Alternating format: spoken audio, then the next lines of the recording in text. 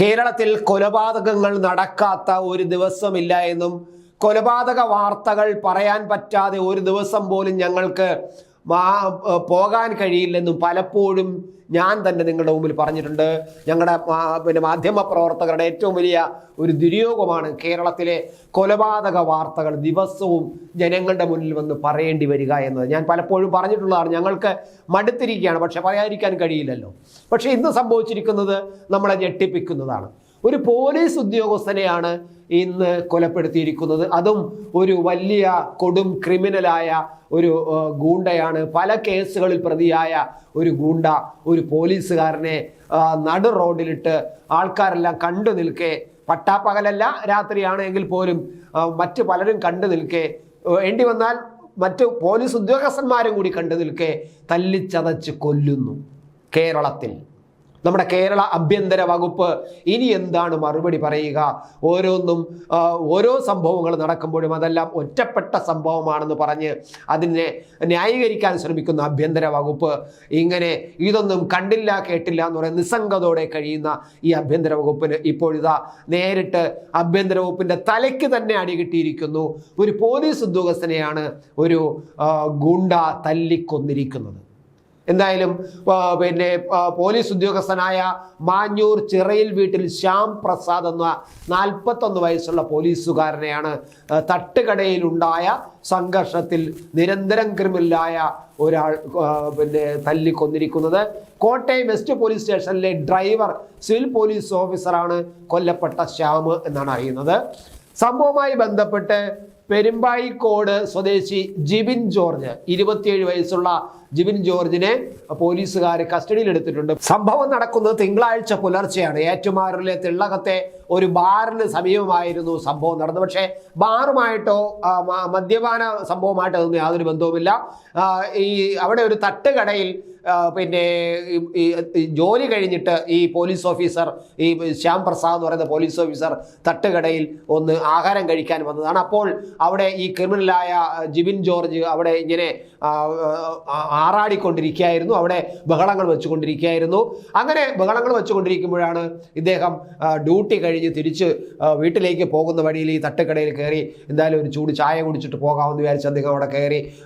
അപ്പോൾ ഇയാൾ ഈ പറയുന്ന ജിബിൻ ജോർജ് അക്രമി അവിടെ ഉണ്ടായിരുന്നു.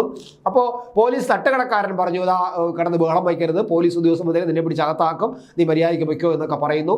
അപ്പോൾ ഇയാൾ കളഞ്ഞു, ഒരു പോലീസുകാരനും എന്നെ ഇങ്ങനെ പിടിക്കാനില്ല എന്നൊക്കെ പറഞ്ഞ് ഇങ്ങനെ ഇയാൾ മദ്യപത്തിൻ്റെ മദ്യപാനത്തിൻ്റെ ആ ലഹരിയിൽ ഇങ്ങനെ വായവും അടിച്ചു. ഇതിനിടയ്ക്ക് ഈ പോലീസ് ഉദ്യോഗസ്ഥന ശ്യാം ഇയാൾ കാണിക്കുന്ന അക്രമങ്ങളുടെ എല്ലാം വീഡിയോ എടുക്കുകയുണ്ടായി. അപ്പോൾ വീഡിയോ എടുക്കുന്നതുമായി ബന്ധപ്പെട്ട് തർക്കം വന്നു.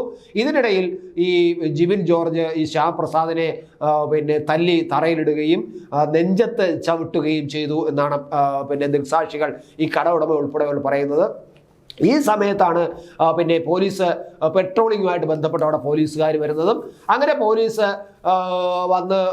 വന്നപ്പോഴേക്കും ഇങ്ങനെ പോലീസുകാരനെ തല്ലിച്ചതച്ച് തറയിലിട്ട് ചവിട്ടുന്നതാണ് ഈ പോലീസുകാരെ കണ്ടത്. അവർ ഓടി വന്ന് ഇയാളെ മാറ്റുകയും അവിടെ നിന്ന് ഇയാളെ രക്ഷപ്പെടുത്തുകയും ചെയ്തു. പക്ഷെ പോലീസുകാരെ കണ്ടുകൊണ്ട് ഈ അക്രമി ഓടി എന്നാണ് പറയുന്നത്. പക്ഷേ ഓടുന്നതിന് മുമ്പ് തന്നെ ഇയാൾ മറ്റ് പോലീസുകാരെല്ലാം കൂടെ ചേർന്നുകൊണ്ട്, ഈ പെട്രോളിങ് വന്ന പോലീസുകാരെല്ലാം ചേർന്നുകൊണ്ട് ഇയാളെ ഓടിച്ചിട്ട് പിടിച്ചു എന്നും പറയുന്നുണ്ട്. എന്തായാലും ഈ സ്റ്റേഷനിലെ house officer inspector KS Shiji സ്ഥലത്ത് എത്തിയാണ്. അയാൾ KS ഷിജിയുടെ ഇൻസ്പെക്ടറായിരുന്ന അദ്ദേഹത്തിൻ്റെ നേതൃത്വത്തിലാണ് അവിടെ പെട്രോളിങ്ങിന് പോലീസ് വന്നതും. അവർ സ്ഥലത്തെത്തി പോലീസ് വാഹനം കണ്ട ഉടനെ തന്നെ പ്രതി സംഭവ സ്ഥലത്ത് നിന്നും ഓടി രക്ഷപ്പെടാൻ ശ്രമിച്ചു. ഇതോടെ പിന്നാലെ ഓടിയ പോലീസ് സംഘം പ്രതിയെ പിടികൂടി. ഇതിനുശേഷം പോലീസ് സംഘം സ്ഥലത്ത് എത്തിയപ്പോൾ ശ്യാം ജീപ്പിനുള്ളിൽ കുഴഞ്ഞു വീഴുകയായിരുന്നു.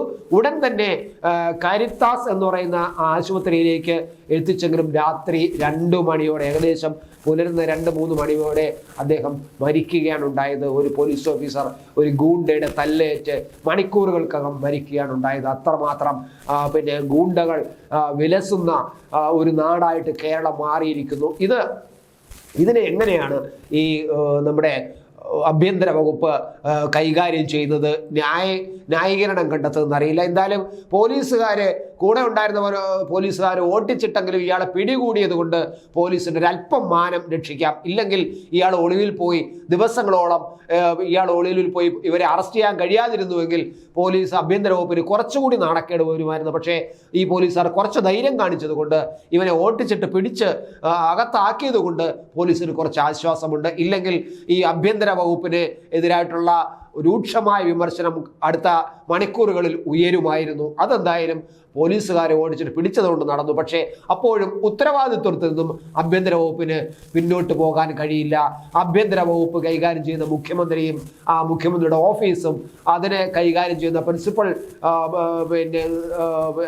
പ്രൈവറ്റ് സെക്രട്ടറിയും ഒക്കെ എന്താണ്, പൊളിറ്റിക്കൽ പ്രൈവറ്റ് സെക്രട്ടറി ഒക്കെ എന്തൊക്കെയാണ് പറയാൻ പോകുന്നതെന്ന് നമുക്ക് കാത്തിരിക്കാം. ഓരോ ജീവിതവും ഓരോ കഥകളാണ്, വേറിട്ട കഥകളുടെ ഒരു കൂട്ടായ്മ. വേണമെങ്കിൽ നമുക്കതിനെ ഒരു നോവലെന്ന് പേരിടാം. അതുപോലൊരു നോവലല്ലേ നിങ്ങളുടെ ജീവിതവും? എന്താ, ശരിയല്ലേ? നിങ്ങളുടെ അനുഭവങ്ങൾ, കഥകൾ എന്തുമായിക്കൊള്ളട്ടെ, അത് കേൾക്കാൻ DNA ന്യൂസിലൂടെ ഞാൻ എത്തുന്നു. കഥ പോലൊരു ജീവിതം, അതിനായി ഞാൻ നിങ്ങൾക്ക് വേണ്ടി കാത്തിരിക്കുന്നു. നമുക്ക് ഒന്നിച്ച് കാണാം, കുറേ കാര്യങ്ങൾ സംസാരിക്കാം, വേദനകൾ പങ്കിടാം. നിങ്ങളുടെ വിഷയങ്ങൾ, അനുഭവങ്ങൾ അത് ഞങ്ങളെ അറിയിക്കേണ്ട വിലാസം താഴെ കൊടുക്കുന്നു.